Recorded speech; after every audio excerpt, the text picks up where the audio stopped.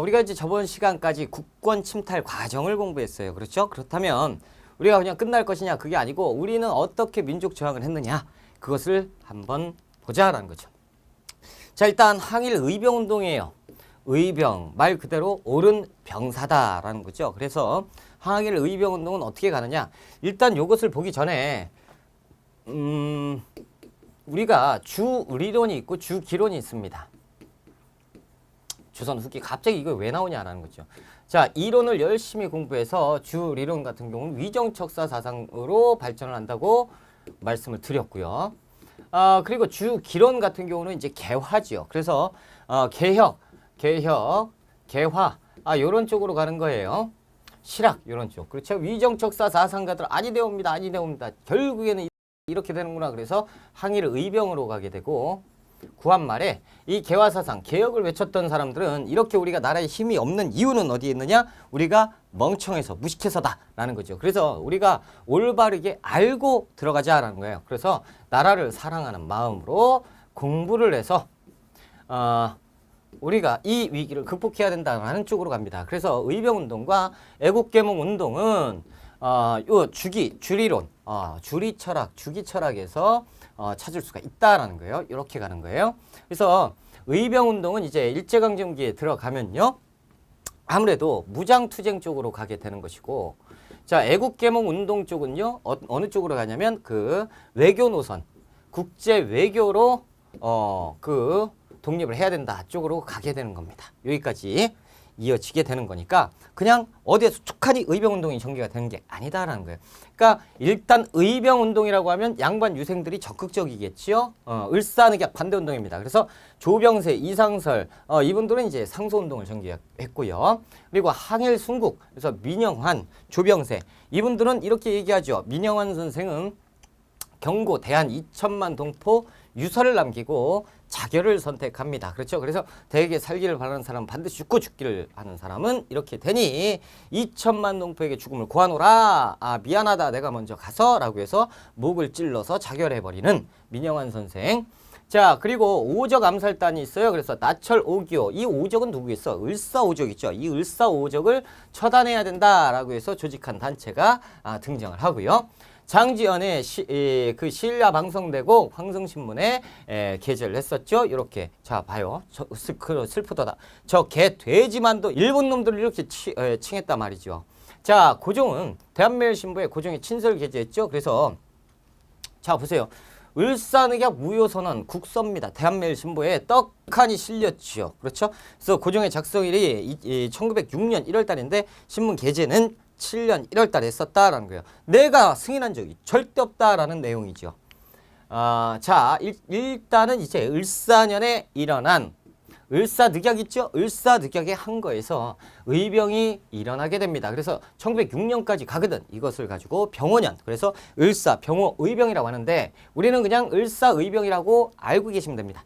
자, 그래서 러일전쟁 직후 을사늑약을 체결했죠. 그래서 우리 민족의 울분이 터지는 거죠. 그래서 무장투쟁, 국권 회복, 평민 의병장이 등장했다라는 거 중요합니다. 그렇죠? 을사의병의 그 특징이다라는 거예요. 민중식 관리로서 홍주에서 일어났고요. 최익현 선생은 유생이죠. 윤생 아리오미다의 절대 강자잖아. 최익현. 그렇죠? 전북 태인 순창에서 거병했고요. 대마도에서 유배 순국당합니다. 자, 지금 보면 최익현 선생이 일어났을 때 전국 양반 유생들이 같이 노인이잖아. 그렇죠? 그러니까 전국 유생들이 싹 다 일어납니다. 그래서 최익현 선생이 일어났다. 우리도 일어나야 된다. 그러면서 일어났는데 엄청난 수가 모였어요.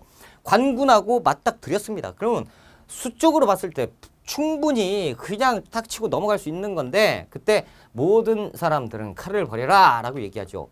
이게 무슨 얘기야?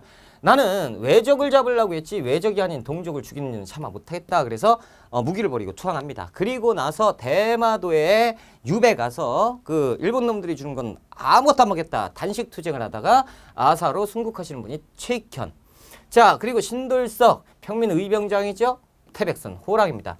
동해 번쩍 서해 번쩍했다라고 합니다. 그래서 신돌석 장군이 등장했다 그러면 외적이 벌벌 떨었다라는 기록이 있을 정도로 굉장히 신출귀몰했다라는 거죠. 경북 강원도 일대에서 활약을 했었다. 그러니까 신돌석 최익현 나오면 거의 을사의병으로 찍으면 맞다라는 거죠. 자, 정미의병이에요. 이것은 엄청나게 중요합니다. 그래서 의병하면 을미의병, 을사의병, 정미의병 이렇게 출제가 되는데 그 중에서 제일 4번 시험 나온다 그러면 4번 다 출제되는 것이 정미의병이에요. 꼭 기억해야 돼요. 전체 다를 배경, 고종의 강제 퇴위와 군대 해산으로 인해서 울분이 터지면서 일어납니다. 그래서 해산된 군인이 가담을 하지요. 그래서 의병에 가담하면서 전투력이 폭발적으로 늡니다. 그러니까 예전에는 그 꽃갱이 듣고 삽 들고 이렇게 농민들이 했는데 질서도 없고 이제 군인들, 장교들이 해산당해서 이런 무리들에 들어가서 내가 군사훈련 시키겠다. 그래서 무기로 무장을 시키고 그러니까 이제부터는 삽곡갱이 버리고 총, 칼 이런 걸로 군사훈련을 받게 되는 거예요. 그러니까 실질적으로 말은 의병이지만 군인들이 가서 이렇게 지휘를 하다 보니까 하나의 군대식으로 싹 다 조직되는 것이 정미의병이에요. 그래서 전투력이 향상되고 의병이 전쟁 양상을 보이게 된다라는 거죠. 보세요. 의병 군대가 제가 정리를 해놨는데 정미의병이 그 해산된 군인이 정미의병에 가담하면서 이때 군사훈련을 자신들이 시키고 무장을 자신들이 시켜버리니 하나의 군대로 조직되게 되는 것이 정미의병입니다. 우리 이거 교과서나 이런 거 많이 봤잖아요. 역시 정미의병이요. 우리 군인들이 있잖아요. 해상 군인이 뭐 농민들에게 총을 지급하면서 무장을 해서 군사훈련을 시키는 것이 정미의병이에요. 그러니까 정미의병은 그냥 말은 의병인데 하나의 군대라고 보시면 되고 이 군인들이 13도가 똘똘 뭉쳐버려서 하나의 지휘 형성, 지휘 체계를 형성합니다. 그것이 13도 창의군이에요. 이인영 허위가 부대장, 군사장. 그러니까 이 허위는 총대장 그리고 부대장 허위예요. 넘버 1, 넘버 2죠. 이렇게 이들은 유생 의병장입니다. 그래서 13도 창의군을 결성을 하게 됐고요. 자, 조금 이따 이제 13도 창의군이 만들어지면서 이들이 하고자 하는 것은 뭐였냐면 이 서울을 포위하는 겁니다. 그래서 서울로 진격하자. 그래서 외놈들을 몰아내자라고 하는 것이 분명히 1907년 정비의병에서 어디까지 가요? 1908년 1월 달. 그렇죠? 그래서 13도 창의군이 가게 된다. 그러니까 13도 창의군은 1908년이지만 우리가 정미의병으로 봐도 무방하다라는 거예요. 그래서 13도 창의군이 조직이 되고 서울로 진격해라. 그래서 포위를 싹 다 했습니다. 자, 이게 이제 우리가 이제 서울 진공작전이라고 부르는 건데 서울 진공작전에서 양주로 집결해서 서울 근교로 진격을 합니다. 10,000명이 어마어마한 숫자잖아. 근데 이때 엄청난 일이 벌어져요. 이인영 그 총대장 지휘관 이인영이 부친상을 당해요. 그래서 낙향하는 일이 벌어집니다. 무슨 얘기야? 총대장 이인영이요. 돌격하라. 아까 다 포위했잖아. 그래서 서울로 진격하라 하면 되는데 서울 진격하는데 장군 큰일 났습니다 하면서 오는 거지. 뭐가 큰일이냐 그랬대. 아버지가 돌아가셨습니다 라고 얘기해요. 그러니까 아이고 어쩔 수 없구나. 나는 아버지 상을 치러 내려가야겠다라는 거죠. 자, 그러면 이 낙향할 때 혼자 낙향합니까? 아니죠. 이들을 따랐던 그 참모부 있죠? 참모부 다 따라갈 거. 왜냐면 양반 출신이니까 아버님이 돌아가셨다고 우리도 같이 갑시다. 이렇게 되면서 막 깨지는 거야. 이탈병사 막 생기죠. 이때 군사장 허위는 부대장이죠. 부대장 허위는 아니다. 나를 따라라. 자녀 세력들은 나와 함께 간다 해서 재정비하는 이런 일이 벌어져요. 그리고 부친상 선생님 3일이면 되잖아요. 아니요. 이때는 3년장입니다. 그러니까 아예 안 오겠다는 얘기지. 이게 지금 국가의 중대사를 놔두고 부친상 때문에 이렇게 간다는 것 자체가 유교적인 한계성을 보여주고 있다는 거예요. 아무튼 이렇게 해서 이인영이 낙향하고 그 다음에 이제 그 남아있는 허위 분대는 이제 원래대로 진격하자라고 하는 거죠. 그런데 이 일본 놈들이 바보입니까? 이 시간이 텀이 딱 주어지는 순간 일본 놈들은 그 본토에다가 연락을 해가지고 일본 군인들이 싹 다 와서 군사 재정비가 돼가고 있는 상황이에요. 그래서 완전히 역전됩니다. 이 짧은 시간 동안 군인들이 일본 놈들이 재정비해서 오히려 역공을 해요. 일제 남한 대토벌 작전이 시작됩니다. 이게 지금 단어 자체가 일본 놈들이 쓴 거잖아. 대토벌 작전이 뭐예요? 그럼 의병을 대토벌했다는 얘기야? 그러니까 하여튼 요런 표현밖에 없으니까 이런 얘기를 쓰는데 일제가 남한 대토벌 작전으로 인해서 의병이 쫓겨나요. 그래서 만주와 연해주로 이동했다라고 하는데 이 내용은 뭐냐면 자, 여기에서 이제 있었던 일본 놈들이 일제가 보충을 한 다음에 밀어내니까요. 우리가 이제 여기에서 쫓겨나게 되는 거예요. 그러니까 의병 부대가 이렇게 돼버리는 거죠. 여기에서 완전히 학살당한단 말이야. 그러니까 의병에 가담했던 군인들은 안 되겠다. 이러다가 우리가 다 죽겠다. 그러니까 일단 피해서 재정비를 해야지 않겠느냐라고 하면서 이동을 하는데 어디로 이동해야죠? 만주, 그렇죠? 연해주, 간도, 그리고 만주, 그리고 요렇게 가서 요렇게 중국 할 거 없이 싹 다 이동을 하는 거예요. 그래서 우리가 1910년대 공부를 하신 분들은 알고 계시지만 1910년대 어디 여기 남만주 쪽 있죠? 만주, 그리고 연해주, 상하이, 그리고 저쪽 분만주 할 거 없이 1910년대 어마어마하게 많은 군인 그 독립군 부대가 만들어지는 것이 이 이유예요. 자, 그러니까 우리가 의병, 정미의병에서 이어져 가는 겁니다. 자, 특징이 있어요. 이렇게 해서 일단은 정미의병이 이제 실패하게 되는데, 일단 특징, 서울 주재 각 영사관에 서신을 발송해서 국제법상 교전단체로 승인해 줄 것을 요구를 했습니다. 이게 무슨 얘기냐면 서울 진공작전 이렇게 갔죠? 이렇게 가면서 내려가면서 우리 서울의 각 공사관들이 많이 있잖아요. 이쪽에다가 우리가 정당하게 얘기해요. 우리는 독립군이다라는 거죠. 독립군으로서 일본의 압제에 의해서 얘들의 탄압을 우리가 막기 위해서 이제 하나의 독립군이 독립전쟁을 하고 있으니 이것을 우리를 독립군 부대로 인정을 해달라라는 서신을 띄웁니다. 그렇죠? 이렇게 체계가 잡혔었던 군대였다라는 거죠. 그래서 의병은 스스로 독립군임을 천명을 했었고 국제법상 교전단체로 승인해 줄 것을 요구했으니 이제 독립전쟁이었다라는 거지요. 자, 한계가 있었어요. 뭐예요? 대표적으로 유교적인 한계지요. 그 아버지 부친상으로 낙향하게 되고 또 신도일석, 홍범도. 자, 이 부대는 평민의병장이에요. 자, 평민의병장들이 우리도 군대 있으니 13도 창의군에 가담하겠소 라고 얘기하니까 뭐라고 얘기하는지 아십니까? 어디 평민들이 양반 노는데 허이 니들끼리 가. 그래서 독자적으로 투쟁할 수밖에 없었다라는 거죠. 여기 참여를 못했어요. 그러니까 좀 안타깝다라는 거예요. 자, 일본 화력에 열세가 있었고요. 국제적 고립 상태에서 투쟁을 했었다라는 거예요. 아무리 우리가 그 영사관에게 서신을 발송한다 쳐도 일본 놈들이 얼마나 작업을 쳐놓은지 아십니까? 그러니까 니네는 외교권도 없는 놈들이 이상한 얘기하고 있네? 라고 하면서 도움을 못 받았다니까. 이런 문제가 있었습니다.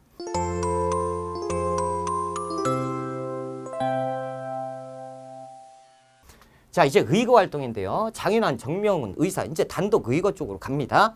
자, 미국 외교고문 스티븐스라는 놈이 있는데요. 미국인 외교 고문으로 왔었잖아, 우리나라에. 그쵸? 이 놈이 와가지고 뭐라고 하냐면, 한국 국민은 일본의 보호 정치를 환영하고 있다라는 망언을 삼습니다. 어디에서? 샌프란시스코에서. 그러니까 이놈이 외교 고문 활동을 하고 집으로 가서 미국에서 미국 기자들에게 이따위 망발을 하고 있었다라는 거예요. 그러니까 이걸 눈뜨고 볼 수 없죠. 그러니까 장인환 의사와 정명훈 의사가 뛰어가는데, 자, 이때 전명훈 의사가 먼저 뛰어갑니다. 그래서 스티븐스라는 놈을 딱 보고 저놈한테 총을 쏴요. 빵 쐈는데 불 발라요. 그래, 아 이거 큰일 났네. 그리고 근데 막 도망가. 이거 실패하겠는데 하는데 뭐가 뒤에서 빵 소리가 나. 딱 봤더니 장인환 의사예요. 뒤에서 빵. 그러니까 두 양반이 모르고 있었다라는 거지. 근데 어찌됐건 스티븐스를 잡았어요. 그리고 동지 이렇게 되는 거예요. 근데 이 두 양반이 체포가 돼가지고 여기에서 뭐라고 기사가 나냐면 이 살인범이라고 이렇게 매도해버립니다. 그렇죠? 근데 이제 미국 입장에서는 당연히 그럴 수 있죠. 미국인을 죽였으니까. 그런데 얘가 이런 짓거리를 했으니까, 나쁜 짓거리를 했으니까 우리가 이렇게 거사를 성공시켰다라는 거죠. 장인환, 전명훈 의사. 이렇게 망언을 했고, 안중근 의사입니다. 여러분, 안중근 의사에 대해서 꼭 좀 아셔야 돼요. 그렇죠? 안중근 의사는 다들 아시잖아요. 그렇죠? 몰라? 모르면 큰일 납니다. 아셔야 돼요. 자, 단지동맹을 일단 하는데요. 12명의 독립운동가들이 모여서 러시아에서 단지동맹을 결성했습니다. 그러니까 단지동맹, 항아리 모아놓고 동맹을 했느냐? 그게 아니고. 자, 여기 보면 안중근 의사 보이죠? 안중근 의사가 이 손이 한쪽 요게 없잖아요. 왜 없는지 아세요? 자를 단, 손가락 지. 그래서 단지동맹인데 이게 이제 자, 이동 경로를 보시면 우리나라에서 블라디보스토크로 갑니다. 그래서 12명의 동지들과 함께 모여요. 그래서 여기에서 손가락을 다 끊는 거야. 안중근 의사만 끊는 게 아닙니다. 그래서 12명이 모여서 뭐라고 얘기하냐면, 자, 나는 이 돌을 잡을 거야. 그리고 훅 자릅니다. 그럼 되겠지. 그러면 그 뒤에 분이 나는 조선 총독을 잡을 거야. 훅 딱딱 자르는 거예요. 그렇게 다짐을 하고 자르고 그 다음에 이제 요걸 혈서를 쓰는데 어마어마한 혈서를 씁니다. 뭐라고 쓰냐. 안중근 의사의 11명의 동지 12명. 그렇죠. 단지동맹 혈서라고 왼쪽 넷째 손가락을 자르고 그 다음에 혈서로 대한독립이라고 쓰고 독립운동의 헌신을 다졌다. 그리고 뭐라고 얘기하냐면 내가 이 결단을 치르지 못하면 자결택하겠다. 이렇게 엄청난 결이에요. 이게 단지회의 결입니다. 그래서 아까 보셨던 그 블라디보스토크 있죠? 그쪽에 단지 동맹 B가 세워질 정도로 대단한 결이었다라는 거죠. 이 결의를 하고 뛰어가는 거예요. 그래서 하얼빈에 갑니다. 만주 하얼빈 엄청나게 멀어요. 만주 하얼빈까지 갑니다. 그래서 그곳에서 초대동감 이또를 잡는데 여기에서 보세요. 이 총 여기에서 이제 총 빵 쏜 거죠. 그리고 여기에서 잡고 이제 잡힌 체포된 안중근 의사고 저기 이토 얼굴 있잖아. 그리고 이제 안중근이 신문 받는데 보세요. 이 안중근 의사가 신문을 받으면서 뭐라고 얘기하냐면 당당하게 얘기해요. 야, 내가 이토라는 여러분 이 이토 히로부미가 어떤 놈이냐면 어마어마한 대단한 놈이에요. 이토 히로부미는 이제 초대 통감이잖아. 그러면 초대 통감이 우리나라에서 이제 별 폐악지를 다 할 거란 말이죠. 근데 얘는 우리나라 목표가 아니었어요. 중국이 목표였습니다. 그래서 이 이또가 우리나라 먹고요. 우리나라 싹 먹어. 이건 기본이고 다 먹고 그 다음에 중국을 침략해서 중국까지 다 먹으려고 계획을 했던 놈이 이또예요. 그래서 이 이또 히로부미 이 러시아 쪽으로 해서 중국까지 해서 한동안 여행을 가장한 견학을 갔다 오는 거예요. 일부정 부분 가서 여기 이런 게 있구나. 그래서 여기 만나서 인사들 만나고 그렇다면 이제 중국 침략 계획을 세웠던 놈이 있더라고. 그것을 우리가 가서 막은 거라고요. 그래서 중국에서는 안중근 의사에 대한 기념비도 만들고 기념 그 관도 만들고 그런 이유가 어디 있냐면 이또가 중국 쳐들어오려는 거 중국 사람 다 알고 있었거든. 그걸 우리나라 안중근 의사가 가서 막은 거예요. 대단한 역할을 했던 거예요. 만약에 안중근 의사가 이걸 안 막았다면 우리나라 일제강점기는 그래도 1년이라도 먼저 왔을 거고 그리고 중국도 한 방에 그냥 갔을 거라고 이또가 다 계획을 했으니까 그걸 우리 안중근 의사가 처단을 했습니다. 그리고 안중근 의사가 신문 받으면서 재판에서 뭐라고 얘기하는지 아십니까? 너 왜 죽였어? 이또 왜 죽였어? 라고 얘기를 하니까 안중근 의사가 처단한 이유를 요목조목 저처럼 흥분하지 않고 첫째, 명성하고 시해한 죄, 둘째, 한국을 보국으로 만든 죄, 정리 7죄야, 고조강제 폐위시킨 죄, 군대를 예산한 죄, 무관사람 학살한 죄, 뭐 이렇게 한국이 권리, 한국 교과서를 불태운 죄 해서 15개의 처단한 이유를 얘기하고요. 그리고 나는 대한제국의 군인이다라는 거죠. 그래서 대한제국의 군인으로서 장군이란 말이에요. 대한제국 장군으로서 나는 여기에서 살인자가 아니고 국제법상 교전하다가 잡힌 포로다라는 거죠. 그래서 국제법상 포로의 대우를 해라라고 당당하게 말씀하신 분이 안중근 의사입니다. 대단하죠. 저 같으면 못 그래요. 근데 안중근 의사는 그렇게 말씀을 하셨다는 거죠. 그럼에도 불구하고 사형을 언도받습니다. 그리고 안중근은 수감 생활을 하게 되지요. 사형수로 복역할 때 옥중에서 자신의 수필을 만드는데 그것이 동양평화론이에요. 동양평화론이 무엇이냐라는 거예요. 안중근은 이또 히로부미를 처단하고 옥중에서 이것을 집필하는데 하얼빈 의거를 동양평화를 위한 첫 번째 전쟁을 내가 했다라고 말씀을 하신 거다라는 거죠. 이 동양평화론은 완성하지 못한 책입니다. 자, 그리고 리순 과목에서 그 지바 도시치라는 사람이 있어요. 이 사람이 지금으로 따지면 교도관인데 지바 도시치가 안중근 의사 맨 처음에 딱 봤을 때 소식을 접했을 때 이거 살인자가 왔다 이렇게 이제 알고 이렇게 수감을 했었는데 나중에 보니까 안중근 의사는요 호가 뭔지 아십니까? 도마예요. 도마. 이게 뭐냐면 토마스가 뭐냐면요. 자신이 세례받은 세례명입니다. 그래서 토마스. 그러니까 교인이었단 말이야. 교인이 안중근이라고 호를 쓴 정도로 도마 안중근 선생인데 복역을 굉장히 성실하게 하고요. 그리고 때만 되면 기도하고 이렇게 신앙생활이 깊은 사람이에요. 그러니까 지바 도시치가 깜짝 놀래. 뭐 이런 사람이 사람을 죽였다고 그러면서 그 안중근 의사하고 여러 가지 대화를 하면서요. 안중근 의사의 그 품성에 감동을 받습니다. 그것이 이제 지바 도시치인데 이 그 사형장에 이제 그 가기 바로 직전에 지바 도시치가 선물을 하나 해달라고 그래. 그래서 유묵 하나 적어달라고. 여러분 사람이 죽기 전에 말하는 거 유언이라고 하죠. 죽기 전에 쓰는 것을 유묵이라고 합니다. 그래서 죽기 전에 유묵을 하나 남깁니다. 그것이 뭐냐면 위국 헌신 군인 본분이다라는 거죠. 내가 가서 죽는 것에 대해서 슬퍼하지 마라라는 거야. 나는 나대로 할 일을 했고 너는 너대로 할 일을 한 것이다. 그래서 위국 헌신 군인 본분이나 딱 하고 사형장으로 가시는 분인데 안중근 의사 거기에서 이제 사형 집행을 딱 당했을 때 그 유해를 그 수습해서 지바 도시치 가문이 그 위패를 모셔놓고 얼마 전까지도 사당을 건립해가지고 거기에서 안중근 의사를 모셨다는 거 아닙니까? 그래서 그 지바 도시치 가문에서 이 유목을 갖고 있잖아요. 이 유목을 얼마 전에 우리나라에게 기증을 했습니다. 그래서 시험 문제 나왔어요. 그래서 이것도 꼭 좀 알아두시고 위국헌신, 군인본분 등의 유목도 남겼다라는 거죠. 자, 이재명 의사입니다. 명동성당에서 이 웃기는 놈이에요. 이완용 이놈이 우리나라 황제가 죽어도 가만히 있었던 놈이 벨기에 황제 추도식에 그러니까 벨기에 황제가 죽었어요. 거기에서 좋은 데 가시라고 눈물 펑펑 쏟고 있는 정신 나간 사람이에요. 여기에서 이 내용을 알고 명동성당에서 기다리고 있었던 이재명 의사입니다. 그래서 군방정수를 위장하고 있었어요. 그 앞에서 명동성에 기다리고 사람들이 군밤 얼마예요? 그냥 돈 놓고 가시오. 그리고 이완용이 탁 나오니까 거기에서 아래에 있던 칼을 들고 그냥 가서 목, 허리, 뭐 요 등 할 거 없이 그냥 찔렀는데 아쉽게도 살았다는 거죠.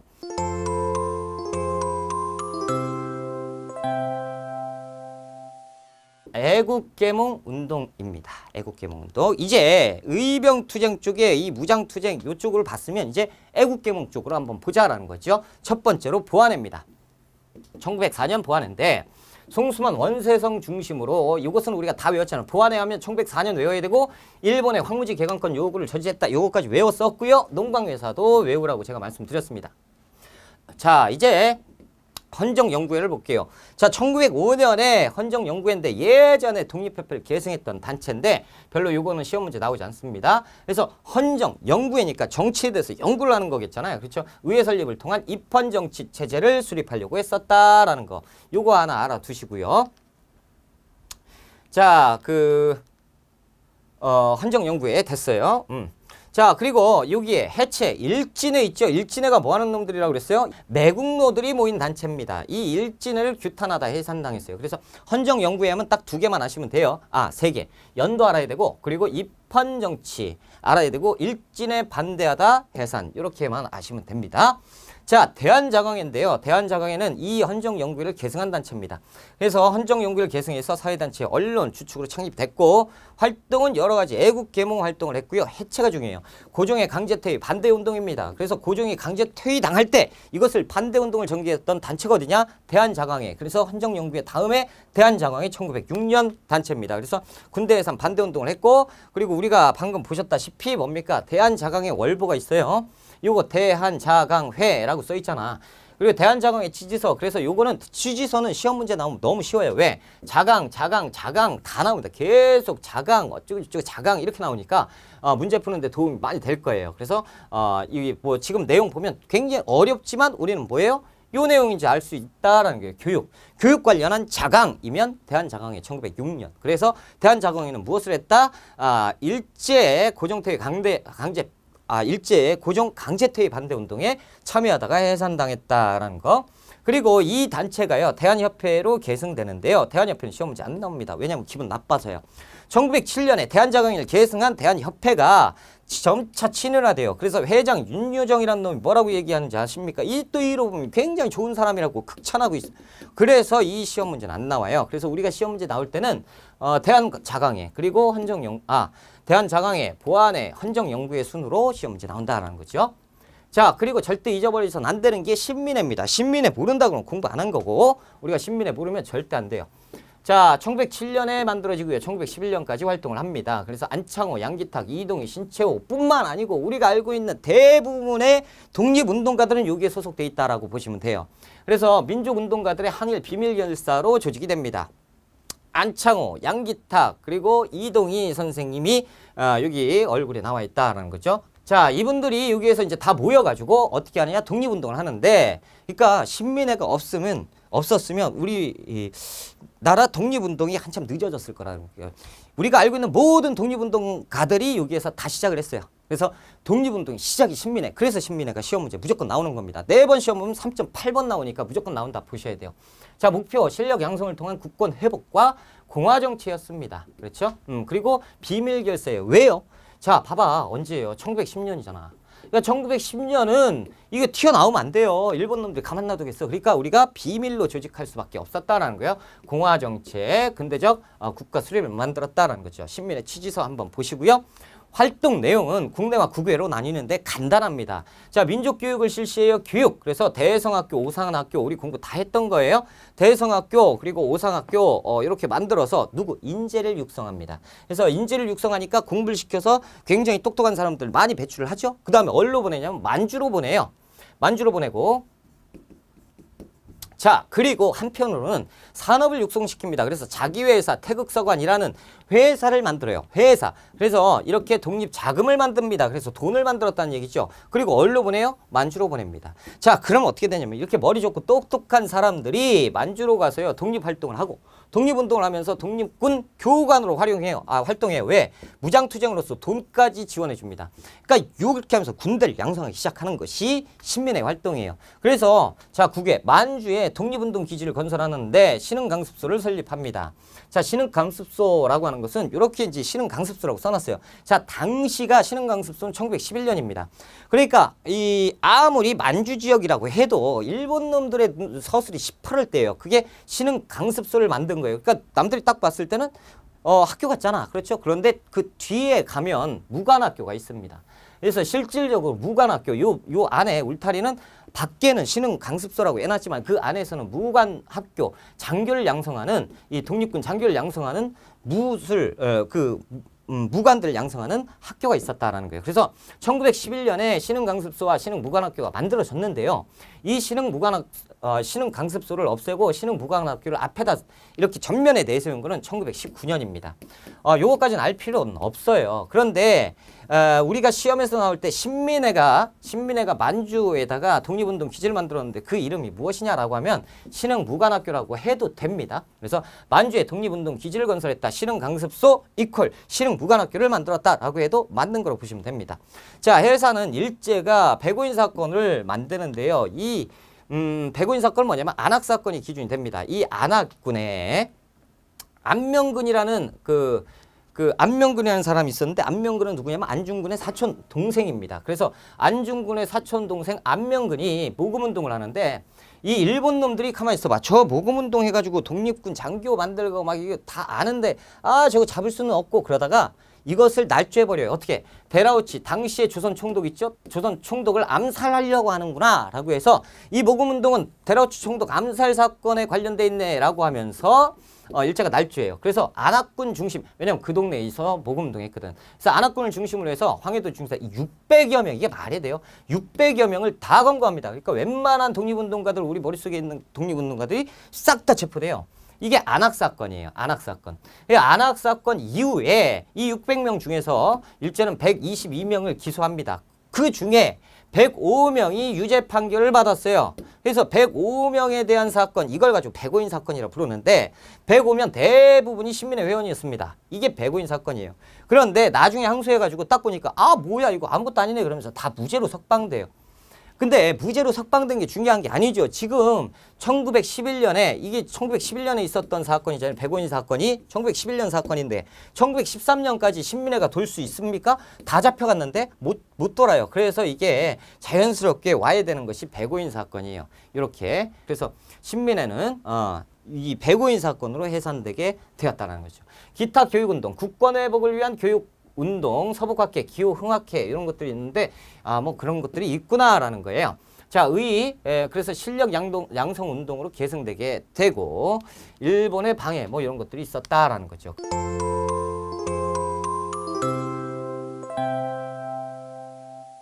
일제강점기의 시대 구분을 조금 하고 본격적으로 수업에 들어가는 게 맞을 것 같아서 제가 일제강점기의 시대 구분을 조금 해드리겠습니다.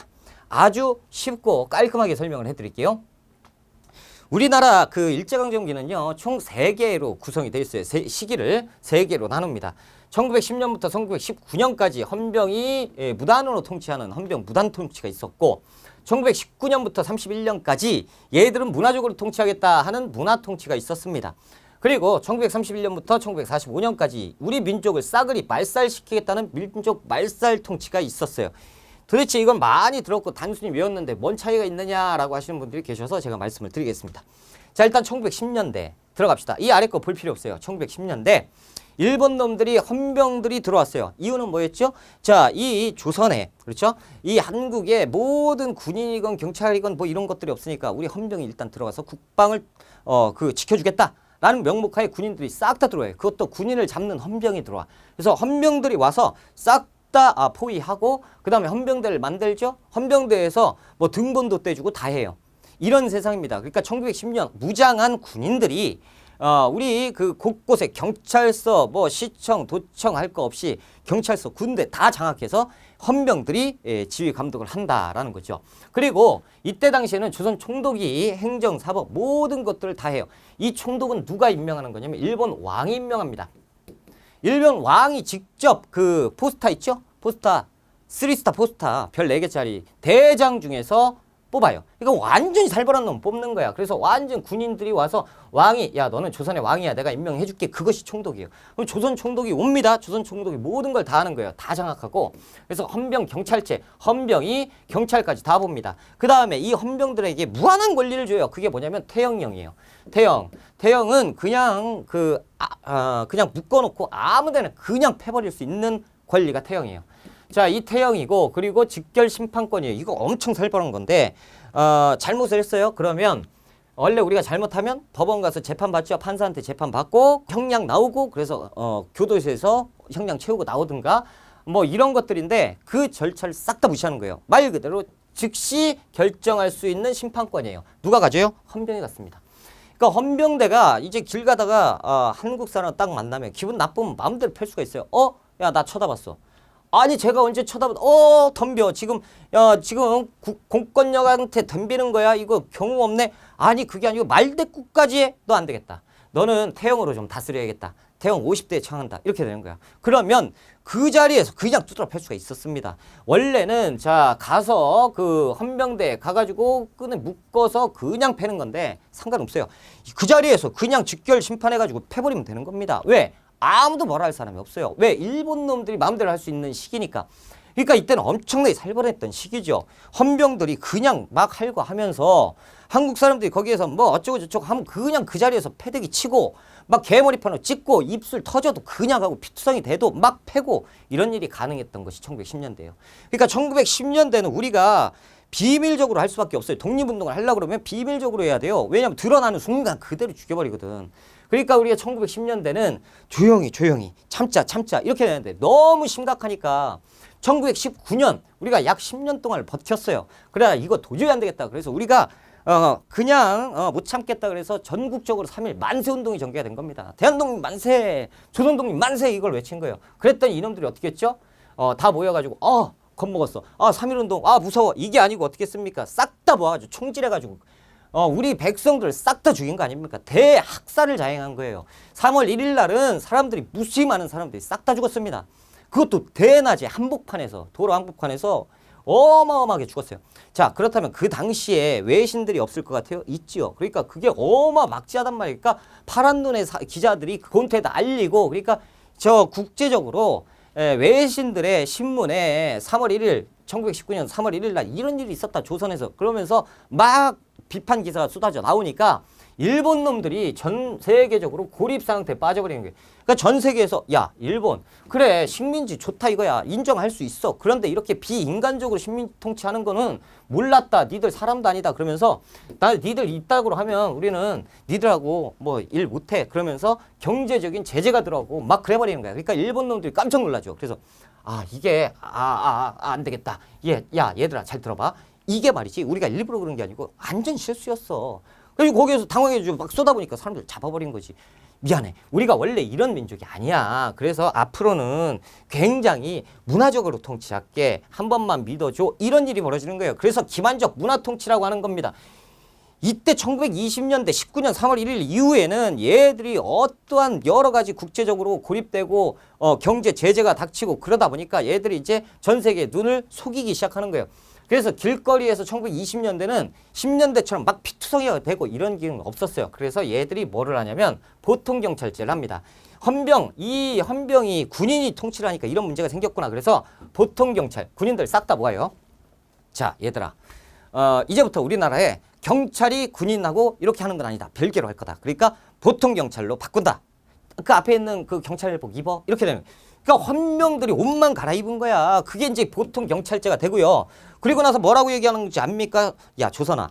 지금 니들 우리가 돌봐줘야 되는데 아다시피 헌병을 뺐어. 그러다 보니까 이게 국방력이 약해질 수도 있거든. 그래서 우리가 좀 부탁하는데 병력이 조금 필요할 것 같아. 그래서 좀 병력 지원할게. 경찰로 대신 경찰로에서 한 3배 정도를 증가를 시켜버려요. 그러면 뭡니까? 헌병들 3배 이상 오른 거야. 그래서 얘들이 지금 뭐 하냐면 여기에는 지금 안 써놨는데 감옥 같은 걸 막 증설을 해버립니다. 그게 무슨 얘기예요?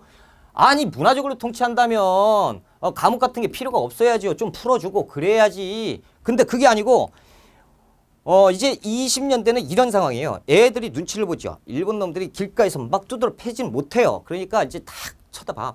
그러니까 20년대 독립운동가들이 밖으로 나옵니다. 그러면서 야 폭탄 던지고 막 이런 일들이 벌어져. 근데 거기에서 일본 놈들이 총을 같이 쏘지 못하는 거야. 왜냐하면 지금 봤잖아요. 총 쏴가지고 다 죽였잖아. 그러니까 이걸 이제 조심하고 1920년대는 독립운동가들도 옆에 살아버려요.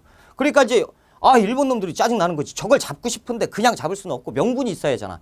그러니까 이런 상황이 벌어지는 거예요. 그래서 일본 놈들이 어떻게 하냐면 안 되겠다. 요걸 해야겠다. 그래서 친일파를 미친 듯이 양성합니다. 그래서 야 독립운동가를 잡아요. 그러면 숱하게 고문한 안 보이는 데서는 미친 듯이 고문하는 거예요. 이때부터 더 심하게 고문을 합니다. 근데 이때는 그냥 고문하다 죽여버리면 끝났는데 이번은 안 죽여.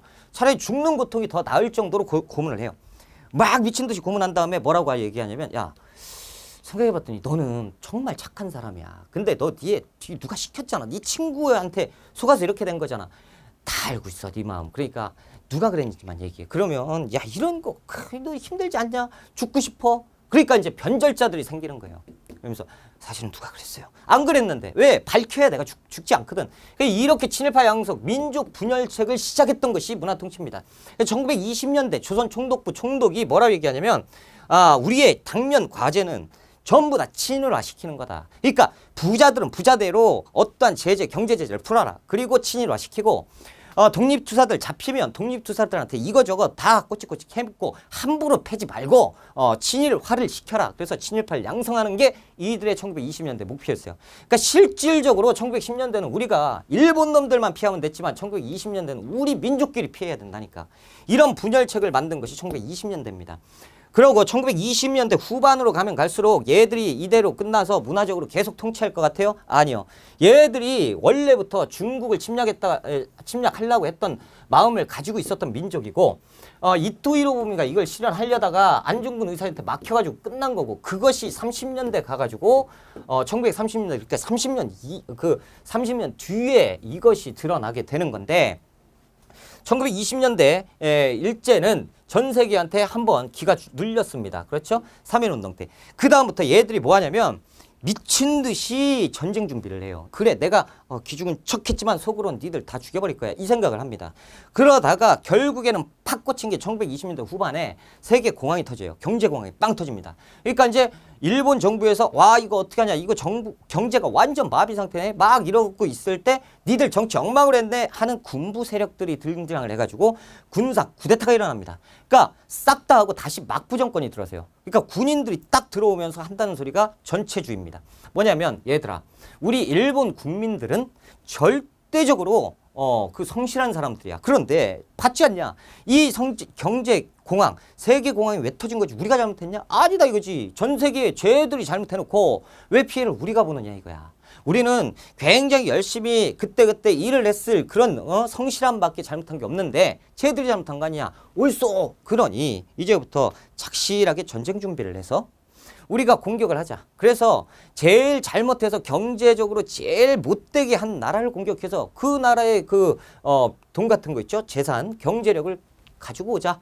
우리는 잘못한 게 하나도 없다. 라는 거로 가는 거예요. 그래서 대를 위해서 소를 희생하는 이 군국주의 요런 체제가 확립이 됩니다. 근데 되게 웃기죠. 우리가 생각할 때는 이해를 못하는데 얘들은 똘똘 뭉쳐버려요. 그것이 1931년 바로 터지는 것이 만주를 쳐들어가요. 그러니까 얘들이 만주를 1931년 쳐들어갔고 만주를 점령합니다. 그 다음에 1932년에 상하이를 점령해요. 그리고 나서 상하이 점령하고 1937년에 중국 본토를 전쟁을 하는 중일전쟁을 터뜨려버려요. 그리고 그것도 모질라서 1941년에는 미국을 공격하죠. 하와이 습격을 해버리는 거예요. 그것이 1931년. 그러니까 보세요. 전쟁을 이제 터뜨려버린 거야. 야, 이제 준비 다 됐어. 그리고 이 세계적으로 애들 경제 마비 상태여가지고 전쟁도 준비 안 하고 있어. 오케이, 습격이다. 그래가지고 바로 공격을 빵빵 터쳐버리는 겁니다. 그러니까 전 세계가 1931년 딱 되니까 손가락질을 하죠. 저 일본 놈들 저럴 줄 알았어. 그러니까 일본 놈들이 뭐라고 그래요? 당황 안 해요. 어떤 놈이 손가락질? 너 다음번에 너야? 이렇게 돼버려요. 그러니까 누가 나한테 손가락질할 건데 한번 덤벼. 이렇게 되는 것이 1930년대입니다. 그러니까 얘들은 이제 1920년대 이런 것들 완전히 없어지는 거야. 이제 1930년대는 전쟁이야. 이제 다 갈 때까지 갔어. 한번 죽자고 국가 대 국가로 죽어버리는 거야 라고 하는 것이 1930년대죠. 그러면 이제 시야를 안쪽으로 돌려봐요. 그럼 어떻게 되겠어요? 우리 민족이 뭘로 보일까요? 무기로 보입니다. 총알바지. 여성들은 뭘로 보여요? 여성들은 여기에서 군수 물자 만들고 탄 만들고 식량 날르고 경우에 따라서는 성노예로 전락하고 이런 것들로 만들어버리고 남자는 어떻게 해요? 남성은 힘 있잖아. 노예로 그러니까 이제 노역에 하게 되는 거예요. 그러니까 막 탄광 이런 데 가가지고 탄 캐고 이런 것들 화약 이런 거 만들어야지. 그러니까 탄광에서 막 만들게 하고 그리고 일정 부분은 어떻게 총도 안 줘요. 그냥 가래. 전쟁에 일본 일장기 꽂고 그냥 뛰어가는 총알바지로 만들어버리는 거예요. 그러니까 뭐예요? 얘들은 일단 일본 놈들은 1930년대 가서 우리 민족을 싸그리 없애버리려고 했어요. 그것이 민족 말살통치입니다. 이해가 되시죠? 그러니까 민족 자체가 없는 거야. 이때는 우리 민족이 있었기 때문에 여러 가지로 머리를 쓰면서 했는데 1930년대 들어가면 민족 웃기고 있네. 야, 조선이라는 나라가 원래 존재했냐? 아니야. 조선은 원래 없었고 조선이 아니고 일본이야. 일본이라는 나라밖에 없는 거야. 그러니까 니네 민족은 원래 없는 거야. 그래서 얘기하는 게 뭐예요? 한국 신민아 어딨어? 이거 내선일체 이런 것들 있죠? 내선일체 뭐예요? 일본과 조선은 한 몸이다. 그리고 일선 동조론 일본과 조선의 조상은 같다 이런 얘기를 해대면서 일본이 우위 점하면서 원래 조선이라는 나라는 없는 나라고 일본이 니들 조상이다 이걸로 가버리는 거예요. 그러니까 야 길동아 그랬더니 그러면 두드러 맞는 겁니다. 왜? 조선어 이런 것들은 없는 거거든. 일본어가 조선어거든. 그러니까 니들 한국어 니들 국어는 일본어가 되는 거야. 그러니까 길동아 그리고 하이 이래야죠. 이런 나라가 1930년대입니다. 그래서 조선어 조선 역사 이런 것들 싸그리 없게 만드는 것. 요것이 1930년대 민족말살 통치예요. 그러니까 얘들은 이때 봐봐요. 우리말 사용 금지. 그리고 영화 같은 거 많이 만들어졌는데 여러분들이 영화 말모인가? 그 영화 정말 좋은 영화입니다. 30년대 그때 1930년 40년대를 배경으로 한 이 영화인데 거기에서 보면 학자들이 나오죠. 그 다 독립운동가예요. 왜냐하면 1930년대는 당시에 우리나라 그러니까 국학이라고 하죠. 조선 그러니까 국어 국사, 학자들은 목숨을 걸어 써야 돼. 말도 못하게 하는데, 그렇죠? 우리말 학자, 그리고 역사 선생님, 국어 선생님들은 목숨 걸고 지키는 겁니다. 그런 영화들 많이 봐야 돼요. 사실상, 그렇죠? 그래서 요렇게 진행이 됐던 겁니다. 그러니까 살벌하죠. 1910년대 엄청나게 살벌하고 20년대는 조금 죽었는데 알고 봤더니 그 안 보이는 데서 더 집요했던 통치가 문화통치고 그리고 대놓고 아주 학살을 자행했던 게 민족 말살 통치다라는 거죠. 굉장히 흥분을 많이 했는데 이 정도 했으면 됐지 뭐. 그렇죠? 우리가 조금 쉬었다가 이제 본격적으로 1910년대로 들어갑니다. 쉬었다가 갑시다.